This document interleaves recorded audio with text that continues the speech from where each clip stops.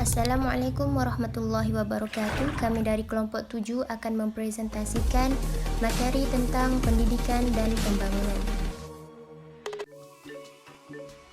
Pembahasan yang pertama yaitu bidang pembangunan nasional. Bidang pembangunan nasional terbahagi kepada 4. Yang pertama, pembangunan ekonomi. Pembangunan ekonomi adalah pembangunan yang memberikan peluang yang sama kepada setiap manusia untuk memperoleh akses ekonomi. Yang kedua, pembangunan prasarana.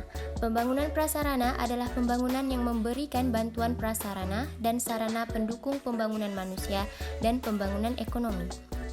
Yang ketiga, pembangunan kelembagaan. Pembangunan kelembagaan adalah pembangunan yang memperkuat mekanisme pembangunan yang telah berjalan di masyarakat.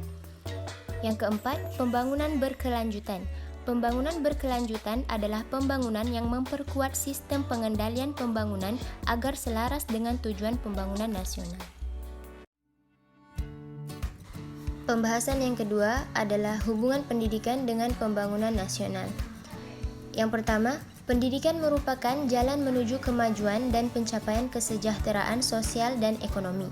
Sedangkan kegagalan membangun pendidikan akan melahirkan berbagai problem krusial seperti pengangguran dan kriminalitas. Yang kedua, pendidikan merupakan usaha pemasukan ke dalam diri manusia, sedangkan pembangunan merupakan usaha pengeluaran dari diri manusia. Yang ketiga, pendidikan menghasilkan sumber daya tenaga yang menunjang pembangunan dan hasil pembangunan dapat menunjang pendidikan, yaitu pembinaan, penyediaan sarana, dan seterusnya. Pembahasan yang ketiga, urgensi pendidikan bagi pembangunan nasional. Yang pertama, mengembangkan teknologi. Hasil pendidikan adalah orang terdidik yang mempunyai kemampuan melaksanakan penelitian dan pengembangan yang dapat menghasilkan teknologi baru. Yang kedua, melahirkan tenaga produktif dalam bidang konstruksi. Orang-orang terdidik hasil pendidikan bisa masuk dan aktif bekerja di bidang konstruksi bangunan, baik pabrik maupun perusahaan, di mana dari pabrik dan perusahaan inilah akan dihasilkan berbagai kebutuhan hidup. Yang ketiga, menjadi tenaga produktif yang menghasilkan barang dan jasa. Orang-orang terdidik hasil pendidikan juga memiliki keterampilan untuk menghasilkan barang dan jasa.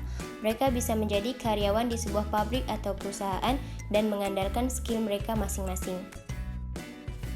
Yang keempat, pelaku generasi dan penciptaan budaya. Orang-orang terdidik hasil pendidikan menjadi pelaku yang memahami betul generasi yang dijalaninya untuk kemudian diperbaiki sesuai perkembangan zaman dengan tetap mendasarkan pada budaya lama yang dimilikinya.